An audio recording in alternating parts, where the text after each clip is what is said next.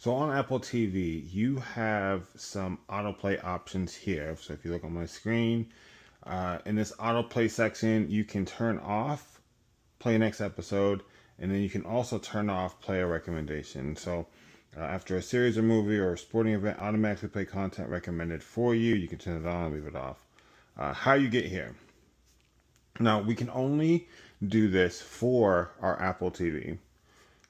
And because it's Apple TV, we're going to manage it in our settings. So open up your settings. Let's go backwards. All right. So from settings, you're going to scroll down to apps. Open up apps. And then you're going to scroll down to TV. Open this up. And then here is the same section. So play next episode, off. Play recommendation, also off. Those are the two autoplay options.